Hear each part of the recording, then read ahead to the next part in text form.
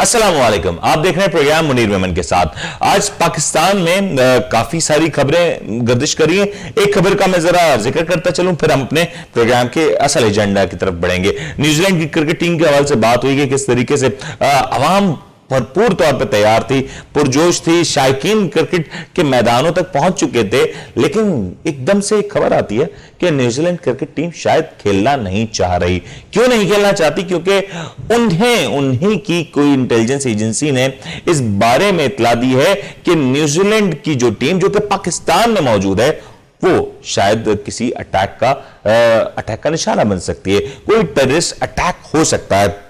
सोचने की बात है कि पाकिस्तान में पाकिस्तान की इंटेलिजेंस एजेंसीज जो कि दुनिया तस्लीम करती है, हम अपनी बात नहीं करें, जो दुनिया तस्लीम करती है कि पाकिस्तान की इंटेलिजेंस एजेंसीज दुनिया में सबसे बेहतर हैं। और न्यूजीलैंड अगर अपनी ही बात कर ले तो हालिया कुछ अरसे पहले न्यूजीलैंड में जो कुछ हुआ वो तो हमारे सामने है। तो इस तरह के वाकयात तो होते रहते हैं, लेकिन अगर इस तरह के वाकयात से डर जाने से या इस तरह के वाकयात के हो जाने के खदशे से अगर हम क्रिकेट के मैदानों को, खेल के मैदानों को खाली कर दें और इस तरह के लोगों को तकवीत दें कि वो इस तरह के मंसूबा करें, क्योंकि महज अब इस बात का सिग्नल जा चुका कि आपने मंसूबा बना दिया कि कुछ करना है, सिर्फ जहन में सोच लिया, अगर तो भी हम अपना जो पूरा प्लान है, जहां लाखों करोड़ों लोग बड़े पुरुम्मीद होकर एक इवेंट को फॉलो करने के लिए तैयार होते हैं, हम उनकी उम्मीदों पे पानी फेर देंगे। और अब एक बड़ा सवाल तो यह भी उठ जाता है कि न्यूजीलैंड ने जो ये नई रीत डाली कि मैच से चंद घंटे कबल, मतलब 5 दिन तक ये न्यूजीलैंड की टीम इन्हीं मैदानों में प्रैक्टिस करती रही, इनके जो प्लेयर्स थे वो मुतमईन नजर आए, लेकिन अब जो नई रीत डल गई कि मैच से चंद ही देर पहले मैच को मंसूख करना और सीरीज को कॉल ऑफ कर देना, यह एक बड़ा सवाल है कि शायद अगर सिक्योरिटी का कोई खतरा था तो एक मैच को रोक दिया जाता, लेकिन इस तरह से पूरी सीरीज को लपेट देना, ये जो नई रीत डली है ये काफी आगे चलने वाली है। और अब दुनिया भर में शायद इस तरह के वाकयात हो सके कि हो सकता है कि कल को पाकिस्तान न्यूजीलैंड में जाए और वहां से पूरी टीम को वापस बुला लिया जाए। हो सकता है कि कल को कोई टीम इंडिया चली जाए और उसको वहां पे सिक्योरिटी खदशात की बिना पे वापस बुला लिया जाए, क्योंकि जहां पे इस वक्त अक़वाम मुत्तहिदा की रिपोर्ट्स हैं उसको देखते हुए तो ये नजर आ रहा है कि इंडिया में इस वक्त बड़ा कुछ हो रहा है और दहशतगर्दी के काफी ज्यादा वहां पे इम्कानात हैं, क्योंकि उस तरह की बहुत सी तंजीमें इस वक्त सबसे ज्यादा उनके हेडक्वार्टर्स इंडिया में मौजूद है। तो ये सारे मामला तो कभी भी हो सकते हैं। खैर, इस मामले के ऊपर तो बात होती रहेगी, क्योंकि हम सब जानते हैं, हम सब वाकिफ हैं कि आखिर ये क्या हुआ, क्यों हुआ और किसकी ईमा पे किया गया। लेकिन आज के प्रोग्राम की तरफ बढ़ते हैं और बात करते हैं कि सिंध असेंबली में क्या हो रहा है। सिंध की सियासत में हलचल ना हो ये मुमकिन ही नहीं। सिंध की सियासत में कोई खबर ना हो, कोई स्कैंडल ना बने, ये कैसे मुमकिन हो सकता है। सिंध में एक बड़ा स्कैंडल मंजर आम पे आया। हलीम आदिल शेख साहब जो कि पाकिस्तान तहरीक इंसाफ से ताल्लुक रखते हैं, उन्होंने तहलका मचा दिया कि सिंध में जो बेंचेस बनाई जाती हैं तालीमी दरसगाहों के लिए वो महंगी हैं। अब भला इन बेंचेस का क्या कसूर है, जरा इन्हीं की ज़बान सुन लेते हैं। देखिए जी, मैं इस वक्त मौजूद हूँ, ये डेस्कें देखें, लियाकताबाद फर्नीचर मार्केट में। कल से हम शोर सुन रहे हैं कि सिंध हुकूमत ने डेस्कें परचेज कर रही है 23,000 से 29,000 रुपए की, और 5 अरब का 6 अरब का टेंडर है, 3 अरब रुपए का उसमें चोरी की जा रही है। ये डेस्क 2200 रुपए की है, ये 3500 रुपए की है, ये कीकर की है, ये शीशम की है, ये 7,000 की है, और ये लोहे की और लकड़ी की है, ये 5,500 की है। तो ये जुल्म, ये गदर, ये चोर मुराद अली शाह, सईद गनी, बिलावल जरदारी इस सिंध के अवाम को साथ टीका लगा रहे हैं। एक तरफ 10,000 स्कूल बंद कर रहे हैं, दूसरी तरफ ये सब डेस्कें जो हैं, जो मैक्सिमम महंगी से महंगी डेस्क, उसमें PVC भी लगा दो, जो चाहे लगा दो, वो भी 11,000 से ऊपर नहीं है, जो भी लगा दे। लेकिन लगता है न जाने सोना लगा रहे हैं, चांदी लगा रहे हैं, हीरे जड़ रहे हैं कि 23,000 से 29,000 रुपए की डेस्क दे रहे हैं। और आज मैं समझता हूँ कि इस चोरी में बिलावल जरदारी, वज़ीर आला और सईद गनी मुलव्विस है। इंशाल्लाह मैं अपने इलाके के स्कूल के लिए अपने पैसों से डेस्कें खरीद कर लेके जाऊंगा। आपका टाइम ज़ाया नहीं जाएगा, मैं आपको दूंगा अपनी जेब से, चूँकि ये तो डलवाएंगे नहीं, मेरे स्कूल भी फारिग हैं, मैं इंशाल्लाह वहाँ डलवाऊंगा, आपसे आऊँगा। है और इसमें लोहा भी लगा हुआ है 18 गेज का। 18 गेज 18 गेज में कितने की है ये? ये 5,500 रुपए की। ये जी वो डेस्क जो कि सिंध हुकूमत बता रही है 4 फुट वाली 18 गेज के लोहे के साथ, अगर गेज नीचे आएगा तो पैसे बढ़ जाएंगे। ये 5,500 की है जो 29,000 की ली जा रही है, और वो जो मैंने बताई है वो 23,000 की ली जा रही है, और ये लियाकताबाद में मार्केट के अंदर। तो मैं कहना चाहता हूँ ये वो डेस्क के जो 350 गुना ज़्यादा रेट के ऊपर ली जा रही है। और हमें धूप है, 12 बज रहे हैं, गर्मी है, लेकिन इन चोरों को, लुटेरों को बेनकाब करने के लिए हमें आवाम में जाके करना पड़ेगा। ये हमारा पैसा है, ये इनका भी पैसा है, ये इनके बच्चों के मुस्तकबिल का पैसा है। ये तो अपने हक हलाल की कमाई लेते हैं ना, लेकिन बीच में जो चोर बैठे हुए हैं वो पैसे खा जाते हैं। इन बच्चों को डेस्क नहीं मिलती, इनको इनका हक नहीं मिलता, और ये हरामखोर हुक्मरान जो है सब खा जाते हैं। तो आपने देखा कि हलीम आदिल शेख साहब क्या फरमा रहे थे, आपने सुना उनकी बातों को, सुना उन्होंने जो कुछ कहा कि 29,000 की बेंच की, भैया हमें जरूरत ही नहीं है, हमें तो 4-5 हजार रुपए में वही मयारी बेंच मिल सकती है, तो भला 29,000 रुपए से ये कॉन्ट्रैक्ट क्यों अवॉर्ड किया गया? सोचने की बात तो है कि अगर 29,000 के बेंचेस जो कि 5,000 की बेंच है उसको 29,000 में खरीदा जा रहा है, और यकीनी तौर पे अगर एक क्वांटिटी में खरीदा जाए तो इसकी कीमत तो और कम हो जानी चाहिए। लेकिन ये सौदा क्यों किया गया, सौदेबाजी क्यों की गई, ये बड़ा सवाल है। उसने इस वक्त सिंध के अवानों को हिला के रखा हुआ है। इस वक्त तमाम तर मीडिया की नजर मरकूज है कि ये आखिर जो हलचल हुई है इसके पीछे कोई तो राज की बात जरूर है, कोई तो शख्स है जो इस तमाम तर मामले में मुलव्विस है, और इसका पता भी लगाना होगा। अब कौन पता लगाएगा ये भी अब हम ही बेहतर समझते हैं कि कौन लगा सकता है भला। खैर, इसके अलावा इस वक्त सोशल मीडिया पे कुछ चीजें गर्दिश कर रही हैं कि कुछ पेरेंट्स को मुश्किलात का सामना है अगर फीस देने में, तो उनको किस तरीके से स्कूल्स में हिरासा किया जा रहा है। कुछ पेरेंट्स जहां पे हिरासा हो रहे हैं तो कहीं पे असातिज़ा को थप्पड़ों की बारिश की जा रही है, और माजरत के साथ मुझे अल्फाज इस्तेमाल करने पड़े कि इंतहाई दर्दनाक वीडियो थी ये मेरे लिए, कि जब कोई असातिज़ा को इस तरीके से निशाना बनाया जाए, उसको ज़ुदकोब किया जाए। मैं बात करते हुए अपने प्रोड्यूसर साहब से बिल्कुल कह चुका हूं कि इस तरह के मनाजिर हमारी स्क्रीन पे ना चलाएं, क्योंकि हम नहीं चाहते कि इस तरह के मनाजिर हमारे स्क्रीन पे आए। लेकिन इसके ऊपर बात करने के लिए जरूरी है कि हम इसके ऊपर बात करें और इस तरह के वाकयात की जड़ तक पहुंचे, क्योंकि अगर हमने आज अपनी कौम में ये मामलात को एड्रेस ना किया तो हमारा निजाम तालीम तो वैसे ही माशाअल्लाह सुभान अल्लाह है, और उसका पता नहीं आगे चल के क्या ही हाल हो जाए फिर।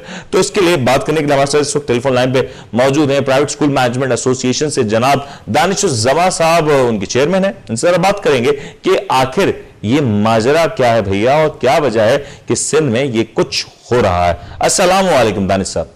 वालेकुम अस्सलाम। क्या है मुनीर मेमन भाई साहब मैं तो ठीक ठाक, लेकिन मुझे लगता है कि अब प्राइवेट स्कूल की बहुत जल्दी छुट्टी होने जा रही है, तमाम प्राइवेट स्कूल्स बंद होने जा रहे हैं, क्योंकि सिंध हुकूमत ने, सिंध सरकार ने कमर कस लिए सरकारी स्कूलों को बेहतर बनाने के लिए। आप लोग का क्या मौक़िफ़ है इसके ऊपर? जी बिस्मिल्लाहिर्रहमानिर्रहीम। देखें, हमें तो खुशी होगी कि अगर कोई भी हुकूमत तालीम के ऊपर तवज्जो देना शुरू कर दे, क्योंकि हमारा भी मकसद क्या है, हमारा मकसद यही है कि किसी न किसी तरीके से जो तालीमी निज़ाम है उसको बरकरार रखा जाए और उसमें इम्प्रूवमेंट लेके आ सके। इसके लिए जब हुकूमत संजीदा नहीं थी तो प्राइवेट सेक्टर ने कदम उठाया और उस चीज को, जो लिटरेसी रेट था पाकिस्तान के अंदर, उसको बेहतर करने की कोशिश की। तो अगर हुकूमत इससे संजीदा होके तो हम तो दोनों बातों से वेलकम करेंगे। दानिश साहब, इससे ज्यादा किस तरह से संजीदगी का इजहार करें कि 29,000 रुपए के लिए बच्चों की डेस्क बना दी, अब बच्चे बहुत ज्यादा प्राइवेट स्कूल्स के मुकाबले बेहतर और कंफर्टेबल डेस्क पे बैठे हुए नजर आएंगे, तालीम हासिल करते हुए नजर आएंगे। सर और क्या चाहते हैं आप? ये तो एक आपने बड़ी अच्छी बात कर दी है। अगर ऐसा वाकई हो रहा है तो फिर तो देखिए इंफ्रास्ट्रक्चर ही बेहतर हो सकता है। सर बाहर से लकड़ी मंगवाई गई, इंपोर्टेड डेस्क है, आप क्यों आप अंडर एस्टिमेट कर रहे हैं? आपकी हंसी मुझे लग रहा है कि अंडर एस्टिमेट कर रहे हैं आप।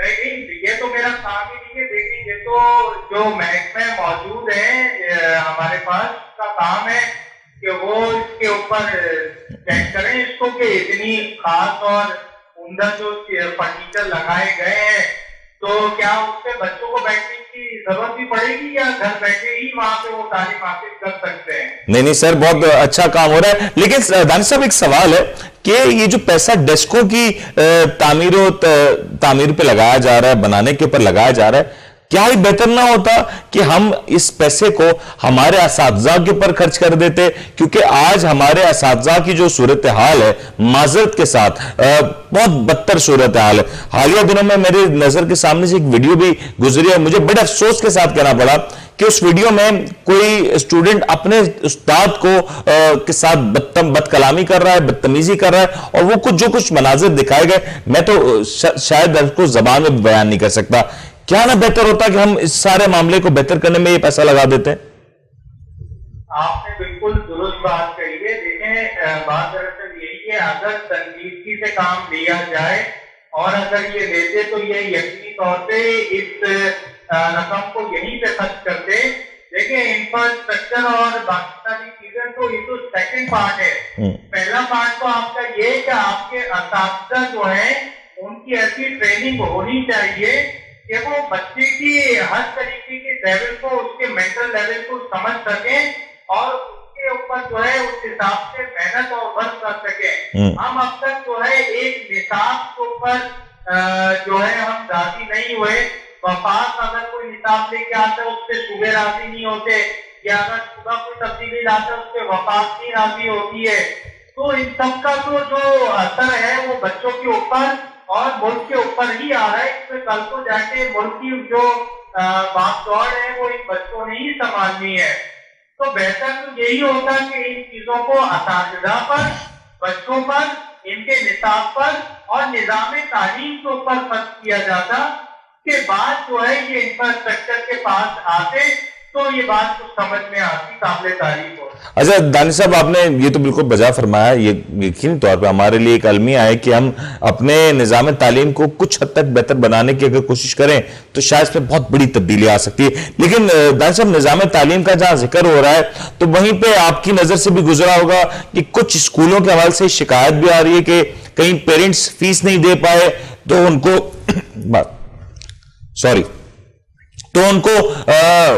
परेशान किया जा रहा है। उनको कुछ स्कूल्स में कुछ वीडियोस भी आए कि उनको ज़दकोप किया जा रहा है। इसके ऊपर आपका क्या मौक़िफ़ होगा? क्योंकि प्राइवेट स्कूल का ये रवैया तो किसी भी तौर पे समझ में नहीं आ रहा। देखिए, जो रवैया तालीम इस्लाम के खिलाफ हो वो किसी का बर्दाश्त नहीं किया जा सकता। आया वो स्कूल की तरफ से हो या पेरेंट्स की तरफ से हो या टीचर की तरफ से हो या स्टूडेंट की तरफ से हो, सबकी एक डायरेक्शन है, एक बाउंड्री वॉल है, उसी के अंदर रहते हुए उस नज़्म और ज़ब्त के साथ काम करना चाहिए। हाँ, ये बात बिल्कुल दुरुस्त है कि जो प्राइवेट सेक्टर के इदारे हैं वो डिपेंड करते हैं किसी के ऊपर कि अगर उन्हें कहीं से कोई प्रॉब्लम आती है तो वो पेरेंट्स से अंडर द रूल्स बात कर सकते हैं और उसके तहत काम कर सकते हैं। लेकिन जिन चीजों की आप बात कर रहे हैं, बेसिकली इस पर पहले तो तहकीकात हो जानी चाहिए कि बाद ही हम कोई लाएअमल बता सकते हैं कि कौन सही है और कौन गलत है। जिसमें ज़ाब्ता-ए इखलाक की खिलाफ वर्जी की वो यकीनी तौर पे गलत होगा। अभी इसके ऊपर महकमा तालीम की कमेटी जहाँ पे ये प्रॉब्लम हुआ है वहाँ पहुंची है, उन्होंने तहकीकात की है। उनका रिजल्ट आ जाए, तहकीकात का रिजल्ट आने के बाद ही हम कोई इसके ऊपर जवाब दे सकते हैं। दरअसल वीडियो भी जो है वो इतनी बातें नहीं है जी। उसमें सिर्फ स्कूल के बाहर दो अफराद से ये बात की जा रही है, ना ही उसमें ये कहीं वादे है कि कोई तशद्दुद का अमल हो बिल्कुल या ऐसी कोई बात हो। अगर ऐसा कुछ होता है तो हम उसकी मुखालफत करते हैं, हम उसके हक में नहीं। अच्छा दानिश साहब, ये तो आपने बिल्कुल ठीक कहा कि जब तक तहकीकात मुकम्मल नहीं हो जाती तब तक किसी भी किस्म का एक्शन लेना मुनासिब नहीं होगा। लेकिन सपोज कर लेते हैं कि अगर इस तरह का मामला हुआ तो आपके नजदीक ये कितना तशवीशनाक है? क्योंकि जब किसी भी बच्चे के सामने उसके वालिद को, जो कि उसका सुपर हीरो होता है, उसको अगर परेशान किया जाए, उसको ज़दकोप किया जाए, या किसी बच्चे को फीस ना देने की वजह से या लेट फीस की वजह से घंटों तक धूप में खड़ा रखा जाए, ये भी कितना तशवीश का बाइस होगा? देखिए, बात दरअसल ये मुनीर नेमत भाई, हमारा जो माहौल है ना वो बहुत खतरनाक स्टेप में जा रहा है। कई जगहों पे देखने में आता है कि कोविड के दौरान अगर टीचर को पढ़ाते हुए देख लिया गया तो उसको हथकड़ियां लगा दी गई। कई जगहों पे देखने में आया कि कोविड के दौरान अगर स्कूल खुले मिल गए तो उनको सील कर दिया गया, उनमें पुलिस मोबाइल आ गई और टीचर को बाकायदा जो है वो इस तरीके से ट्रीट किया जाने लगा। अच्छा, कई जगहों पे ऐसी शिकायतें भी आई कि जैसे इससे पहले भी हालिया वाकयात होते रहे हैं कि वो बात साबित नहीं थी, तो बहुत से पॉलिटिकल पॉइंट स्कोरिंग करने के लिए जमात वहां पर पहुंच गई और एक सिम को देखते हुए, सिक्के के एक पहलू को देखते हुए जो है उन्होंने उनके ऊपर स्टेटमेंट भी दे दिया और पाबंदी भी लगाई। लेकिन जब उसकी तहकीकात की गई तो पता ये चला कि वहां पे टीचर जो है वो कसूरवार नहीं था, वो कुछ ऐसी सिचुएशन क्रिएट की गई थी जिसके तहत जो है कुछ तंजीमें ऐसी मौजूद है जिनके मकासद इसके ऊपर होते हैं, जो ऐसे माहौल बनाते हैं। बहुत सी स्कूलों के बाहर किताबें जलाने का अमल किया गया, बहुत सी स्कूलों के बाहर जो है वो बच्चे जो है वो असातिज़ा को इस तरीके से अल्फाज इस्तेमाल करते हुए दिखाई गए तो उन्हें इस्तेमाल नहीं करते थे, तो वीडियोस भी वायरल हुई है। तो इसके ऊपर तो देखिए हमें मिलजुल कर काम करना पड़ेगा कि असातिज़ा की इज्जत की एक तरफ है, स्कूल की जो हैसियत है, जो दस्तगाह है, उसका जो तकद्दुस है वो भी पामाल नहीं होना चाहिए। और किसी स्टूडेंट के इस तरीके से जो साइकोलॉजिकल बिहेवियर है उस पर असर पड़ता है अगर इसके ऊपर अगर उस स्टूडेंट के सामने उसके वालिदैन से ऐसा रवैया अख्तियार किया गया या उस बच्चे से इस तरीके के अल्फाज इस्तेमाल किए गए, वो दरअसल गलत है और कानूनी तौर पे स्कूल इस चीज का पाबंद नहीं है। हाँ, फीस यूज के ऊपर स्कूलों को दूसरे तरीके के इख्तियारात बिल्कुल मौजूद है कि 3 महीने से ज्यादा ड्यूज होने पर वो उनके एडमिशन को रोक सकते हैं या उनके वालिदैन को बुला के उनसे बातचीत कर सकते हैं या उनको रिमाइंडर नोटिस या इस तरीके का कोई नोटिस जारी कर सकते हैं। ये तो ज़ाब्ता इखलाक के अंदर आता है। अच्छा दानिश साहब, उसकी कोई भी खिलाफवर्जी करेगा तो वो गलत होगा। दानिश साहब ठीक है, आपका पॉइंट आगे, लेकिन कहीं पे जहां वालिदैन को इस तरह की शिकायत होती है, क्या प्राइवेट स्कूल एसोसिएशंस का कोई ऐसा फोरम बना हुआ है, कोई ऐसी कोई प्लेटफॉर्म है जहां पे वालिदैन जाके अपनी बात रख सकें, इन स्कूल्स के हवाले से कंप्लेन कर सकें? जी बिल्कुल, ये director of private school institution cell का फॉरम है और ये हर सतह पर इसके डायरेक्टरेट मौजूद होते हैं और यहाँ पर डीजी इसके जो कराची में है, ये कराची में मौजूद है, डायरेक्टर जनरल डॉक्टर मकसूद हुसैन सिद्दीकी। आप उसके पास जाकर बाकायदा तौर पर अगर आपकी कोई शिकायत है तो जो एक तरीका होता है आप अपनी शिकायत जमा करा सकते हैं, उस पर टीम स्कूल में जाती है और वहां से उनकी जो है वो तमाम तर मालूमात लेती है और उसके बाद दोनों को बिठा के उसका कोई जो है वो हल निकालने की कोशिश की जाती है। एक तरीका। बहुत शुक्रिया, लेकिन एक फाइनल कमेंट दे दें कि हमने देखा कि माजी में बहुत से ऐसे वाकयात हुए, एक निजी स्कूल में एक बच्चे की हलाकत का वाकया भी आया, लेकिन आज तक इस तरह की रिपोर्ट्स मंजर आम पे नहीं आती। इस वाकये की तहकीकात क्या आपको लगता है हो सकेंगी और रिपोर्ट्स मंजर आम पे आ सकेंगी?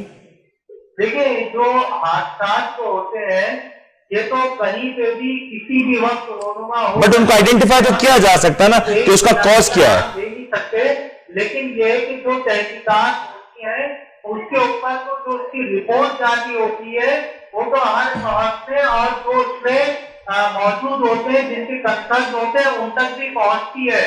तो वो अगर उन्हें उससे मजबूत जवाब नहीं मिले तो वो मजीद और के ऊपर जो है वो अपने मामला कर सकते हैं रिपोर्ट जारी होने के बाद। और हम जो भी सही बेहतर होगा, सही डायरेक्शन से होगा या जो मजलूम होगा, हम उसको हमेशा सपोर्ट करते रहेंगे। इसी वजह से प्राइवेट स्कूल देखिए फीस के मामला में प्राइवेट स्कूल तो 10% स्कॉलरशिप भी दे रहे हैं बच्चों को बाकायदा, उसमें हर तरीके की सहूलत हम तो प्रोवाइड करते हैं, लेकिन कुछ चंद इक्का अनासिर भी ऐसे मौजूद है, मैं नहीं कहा कर रहा, कुछ ऐसे मौजूद है उनके लिए इदारा है डायरेक्टर ऑफ प्राइवेट इंस्टीट्यूशन, उनमें बाकायदा शिकायत की जाए। अगर वो अपना काम नहीं करते तो उनकी भी जो है आप शिकायत मुताल्लिका इदारों में कर सकते हैं। बहुत बहुत शुक्रिया दानिश जमा साहब, आपने हमें वक्त दिया और इस एक बड़े अहम मामले के ऊपर एक बड़ी डेवलपमेंट हुई, क्योंकि इस तरह की जब भी मामला होता है, खासतौर पे जब बच्चों को ड्यूरिंग द स्कूल टाइम या स्कूल के अहाते में परेशान किया जाता है, हरास किया जाता है, उनके वालिदैन को किसी किस्म का हरासमेंट का सामना करना पड़ता है। और इस वक्त जो फुटेजेस आ रही है, इस वक्त जो मनाजिर नजर आ रहे हैं, उसको देखते हुए कहीं ना कहीं इस बात का अंदाजा लगाना मुश्किल है कि कौन सही है कौन गलत है। उम्मीद करते हैं कि इस वाकये की जल्द अज जल्द तहकीक की जाएगी, इस वाकये के ऊपर जल्द अज जल्द कार्रवाई की जाएगी और सही इसका जो रुख है हमारे अवाम के सामने आ सकेगा। दूसरी जानिब एक और बहुत अहम मामला यह भी है कि इस वक्त सिंध सरकार बड़ी सरगर्म नजर आती है। तालीमी लिहाज से अगर देखें तो सिंध सरकार का जो मामला है वो बहुत ज्यादा पेचीदा होता हुआ नजर आ रहा है और कहीं ना कहीं सिंध में एक बड़ा करप्शन स्कैंडल सर उठाता हुआ नजर आ रहा है। इस वक्त सिंध में जो डेस्क की कीमत है उसको लेके काफी ज्यादा बहस हो रही है और समझ नहीं आता कि आखिर ये अप्रूव किसने की। कोई किसी के ऊपर इल्जाम तो कोई किसी के ऊपर इसकी जिम्मेदारी आहिद करता हुआ नजर आता। खैर ये तो पाकिस्तान है, इसमें ये सारी चीजें तो होती रहती हैं। लेकिन अगर बात करें पाकिस्तान में हालिया दिनों जहां महंगाई की वजह से आवाम को, लोगों को फीस देने में के मामलात में मुश्किलात का सामना है, तो वहीं पे आवाम एक और चीज के लिए बड़ी परेशान है, वो है पेट्रोल की बढ़ती हुई कीमतें और डॉलर का बढ़ जाना। ये दोनों मामलात एक दूसरे से काफी ज्यादा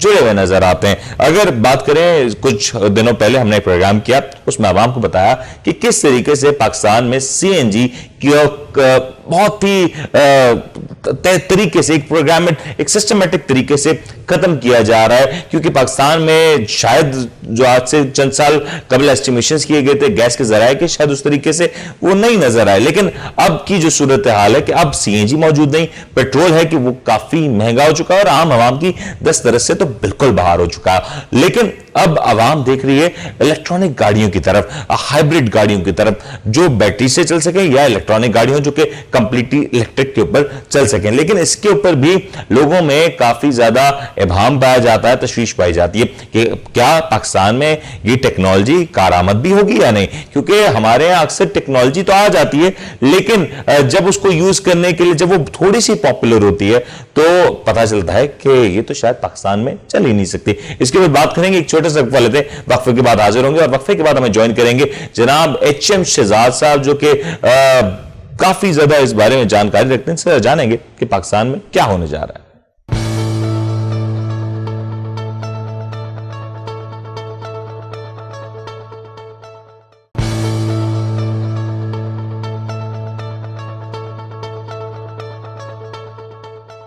वेलकम बैक जी। अब हम बात कर रहे थे कि किस तरीके से महंगाई ने आवाम को जकड़ लिया है और जिस तरीके से महंगाई के साथ आवाम पे मुंतकिल होते जा रहे हैं, आवाम कुछ ऑल्टरनेटिव्स ढूंढने की तरफ गोशा नजर आते हैं। इस वक्त पाकिस्तान में जहां पेट्रोल की कीमतें बढ़ती हुई नजर आई तो लोगों ने इलेक्ट्रॉनिक गाड़ियों की तरफ रुख कर लिया। पाकिस्तान में जो इंजीनियरिंग इंस्टीट्यूट्स हैं, इंजीनियर्स हैं, वो अब कोशिश कर रहे हैं कि पाकिस्तान में ही कोई इलेक्ट्रॉनिक गाड़ी तैयार कर ली जाए या कोई ऐसी किट बना ली जाए जिससे पाकिस्तान में जो मौजूदा गाड़ियां हैं इनको या तो हाइब्रिड मॉडल पे या तो इलेक्ट्रॉनिक मॉडल पे मुंतकिल किया जा सके। लेकिन ये क्या मुमकिन हो सकेगा या नहीं, ये सारी मामलात के ऊपर बात करेंगे और जानेंगे कि पाकिस्तान में दरअसल ऑटो पॉलिसी क्या है, पाकिस्तान में इलेक्ट्रॉनिक व्हीकल्स की जो पैदावार है या जो असेंबली होती है वो किस हद तक होती है, और पाकिस्तान में गाड़ियां जो महंगी हो चुकी हैं क्या डॉलर के बढ़ने के बाद मजीद महंगी हो जाएंगी या नहीं। इसके बाद बात करने के लिए हमारे साथ टेलीफोन लाइन पर ज्वाइन करें जनाब एचएम शहजाद साहब। इनसे जरा जानेंगे कि पाकिस्तान में असल सूरत हाल है क्या। अस्सलाम वालेकुम शहजाद साहब। वालेकुम सलाम। शहजाद साहब, आपने देखा कि लोग पहले गाड़ी सीएनजी पे चलाते थे, सीएनजी महंगी हो गई, पेट्रोल पे चलाने लगे तो पेट्रोल महंगा हो गया, डीजल भी अब नायाबी समझे। अब शायद रुझान ये भी है कि लोग इलेक्ट्रॉनिक गाड़ी की तरफ रागिब हो रहे हैं। क्या पाकिस्तान में इलेक्ट्रॉनिक गाड़ियां चलाना मुमकिन है? देखिए, मुमकिन है इलेक्ट्रिकल कार चलाना, लेकिन इस वक्त दुनिया के अंदर यूज गाड़ियों का मिलना बहुत मुश्किल है और नई गाड़ियां हैं वो कुव्वते खरीद से बाहर है। और जो ब्रांडेड गाड़ियां हैं जैसे मर्सिडीज है, BMW है, पॉश है, वो इलेक्ट्रिकल गाड़ियों को 100% इलेक्ट्रिकल हम कह सकते हैं गाड़ियां हैं। तो जो इलेक्ट्रिकल कार है اس کو ابھی ٹائم لگے گا، اور ابھی میرا خیال ہے کہ ابھی پاکستان اس معاملے میں تیار بھی نہیں ہے. کیا ہم پیٹرول کی جگہ الیکٹریکل پمپ لائیں گے، چارجر لائیں گے، کیا کریں گے؟ ابھی تک واضح طور پہ حکومت کی خود بھی میرا خیال ہے کہ پالیسی کے اندر یہ کلیئر نہیں ہے کہ اگر فرض کر لیں کہ آئندہ 5 سال کی آٹو پالیسی آ رہی ہے 3-4 دن میں، اگر اس میں یہ کوئی خاکہ دیتے ہیں تو اس کی کیا پوزیشن ہوگی. لیکن ابھی تک گورنمنٹ کی طرف سے کوئی ایسے اشارے نہیں مل رہے کہ ہم یہ سمجھیں، کیونکہ نئی گاڑی جو الیکٹریکل ہے وہ بہت مہنگی ہے اور وہ قوتیں خریدتے بھی نہیں ہوگی. صحیح. تو یہ بھی ایک سوالیہ نشان ہے ابھی. اچھا شہزاد صاحب، ابھی آپ نے دیکھا حالیہ دنوں میں ڈالر کی قیمتیں بڑھتی ہوئی نظر آئیں اور کافی بڑا ڈیفرنس آیا ڈالر کی قیمتوں میں. اب لوگ پریشان ہیں کہ جو گاڑیاں کچھ عرصے قبل کچھ سستی ہوئی تھیں، میں کہہ رہا ہوں کچھ سستی ہوئی تھیں، کیا ایک بار پھر سے وہ مہنگی ہونے جا رہی ہیں؟ ہاں بالکل مہنگی ہونے جا رہی ہیں، کیونکہ لاسٹ ٹائم جب یہ حکومت نے کام کیا تھا تو حکومت نے اپنا ریونیو کم کر کے یہ ایک مراحت دی تھی جو پبلک کو ملے، لیکن یہ لوکل اسمبلی مافیا نے اس مراحت کو اتنا جو ہے مشکل کیا کہ وہ برات آتے آتے اب تک وہ گاڑیاں تو ڈیلیور نہیں ہو سکی لوگوں کو. کیوں کہ 4 سے 6 مہینے کا ٹائم یہ دے رہے تھے گاڑیاں کی ڈیلیوری کا. اور آپ کو پتا ہے کہ یہ آج سے 2 مہینہ پہلے حکومت نے یہ فیصلہ کیا کہ جناب ہم جو ہے عوام کو کچھ ریلیف دیں گے. یہ کیونکہ لوکل اسمبلر مافیا پہلے تو 3 تھے، اب یہ 13 ہو گئے ہیں، مزید 10 آ گئے. اب یہ چائنیز اور جیپنیز اور کورین یہ سب مل کر یہ ایک پلیٹ فارم بنا لیا ہے کہ ہم کیسے عوام کو لوٹیں. ہمارا یہ خیال تھا کہ اگر یہ آئیں گے تو کمپٹیشن ہوگا، لیکن بدنصیبی یہ رہی ہے کہ جتنی بھی نئی کمپنیز آئی ہے، چاہے کیا آئی ہے، چاہے ہونڈائی آئی ہے، ایم جی آئی ہے، یہ تمام کی تمام بڑی گاڑیاں لے کر آئی ہیں جو عوام کی قوتیں خریدتے نہیں ہیں. عوام کی قوتیں خریدتے جو گاڑی تھی وہ سوزوکی تھی، لیکن اس کے پرائزز اتنے زیادہ اوپر چلے گئے کہ عوام کی قوتیں گاڑی نہیں ہے.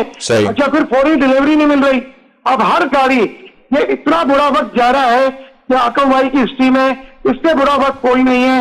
کوئی گاڑی جو ہے وہ بغیر آن کے نہیں مل رہی، یعنی آن سے مراد کہ بلیک مارکیٹنگ کے نہیں مل رہی. اس وقت سوزوکی کی کم از کم جو آن منی چل رہی ہے وہ 1,00,000-1.25 لاکھ روپے اور اوپر تک جو ہے وہ 5-5.5 لاکھ روپے. ایسے ٹوئٹا کے اندر بھی جو ٹوئٹا کرولا ہے اس پہ 4-5 لاکھ روپے آن چل رہا ہے. ہونڈا پہ 2.5 لاکھ سے لے کے 5 لاکھ روپے آن چل رہا ہے.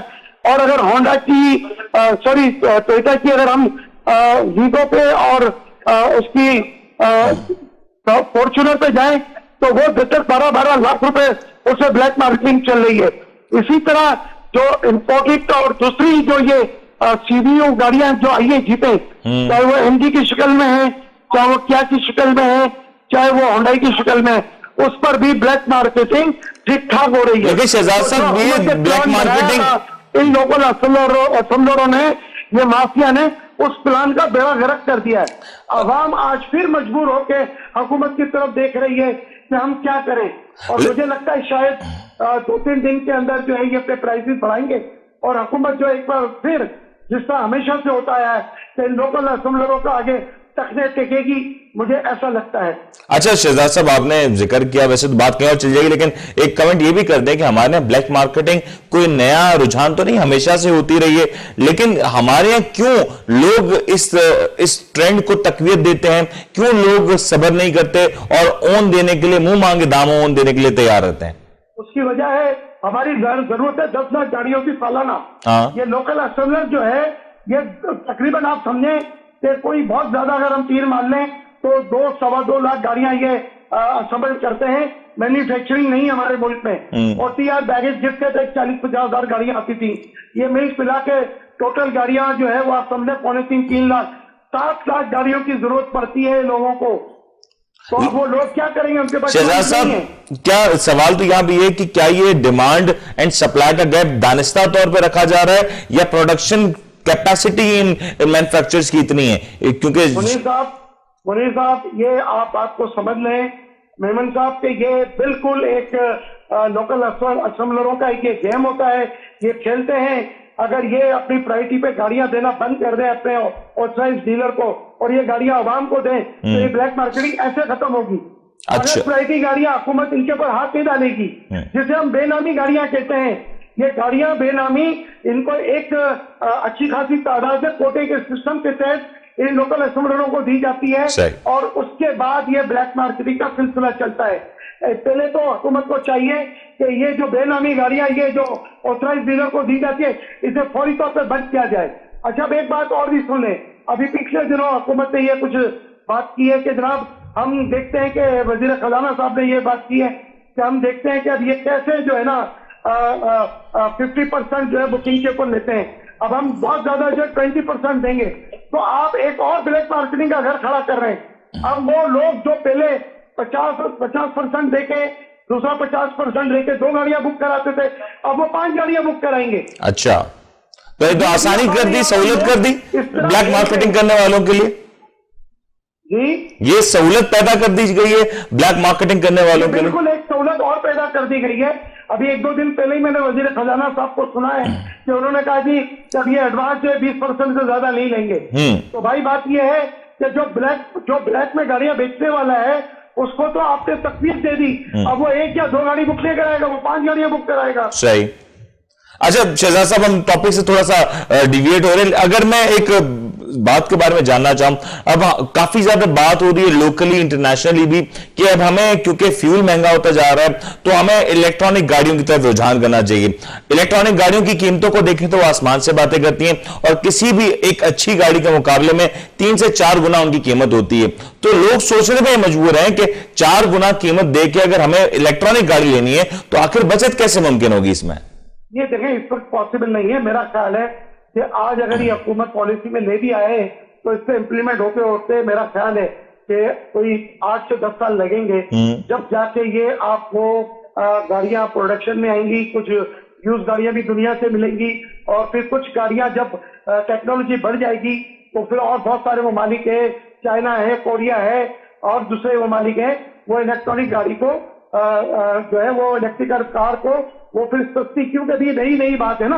اور پھر ہم پاکستان اس معاملے میں ابھی تک تیار بھی نہیں ہے. اس کا ایک ہی حل ہے منیر صاحب کہ میں ہمیشہ سے کہتا آیا ہوں یوز گاڑیوں کی ڈائریکٹ امپورٹ الاؤ کرے اور اس کی ایج لمٹ 5 سال کر دیں. دیکھیں یہ کیسے انسان بنتے ہیں. آپ جب تک ان کو ایک صحت مند کمپٹیشن نہیں دیں گے یہ اسی طرح جو ہے یہ پاکستانی عوام کو لوٹتے رہیں گے. میں آج آپ کے پروگرام کے توسط سے حکومت سے کہنا چاہتا ہوں, وزیر اعظم صاحب سے کہنا چاہتا ہوں کہ استعمال شدہ کار جو ہے اس کی ایج لمٹ 5 سال کر دیں. تو آپ دیکھیں کہ پھر کیسے یہ جو ہے اپنے ریٹ بھی صحیح کرتے ہیں, اپنی پروڈکشن بھی بڑھاتے ہیں, عوام کو سستی اور معیاری گاڑی بھی ملتی ہے. اچھا شہزاد صاحب, آپ نے سستی معیاری گاڑی کی تو بات کر دی, لیکن عوام کہیں نہ کہیں چاہتے ہیں کہ ایک فیول ایفیشنٹ گاڑی بھی ہو. ہمارے یہاں پہ جو گاڑیاں جو آ رہی ہیں اس وقت ان کا جو فیول ایوریج ہے وہ اتنا زیادہ پازیٹیو اور اچھا نظر نہیں آتا. جیپنیز گاڑیوں کا فیول ایوریج کیا ان سے کچھ بہتر ہے؟ بہت اچھا ہے. ایک میرا 650 سی سی کی شہر میں وہ چلتی ہے 18 سے 20 کلومیٹر 1 لیٹر میں, اور لانگ رننگ پہ وہ چلتی ہے 22 سے 25 کلومیٹر. اوکے.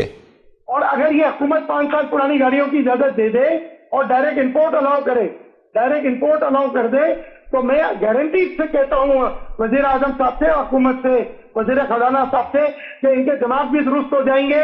آپ نے پچھلے 3 سال کے اندر ان کو کئی موقع دے دیے, آزما لیا. ہزارہ ایک بتا آپ ہمیں آزما کر دیکھیں کہ ہم ڈائریکٹ امپورٹ آپ ہمیں الاؤ کریں کمرشل بیسس پہ.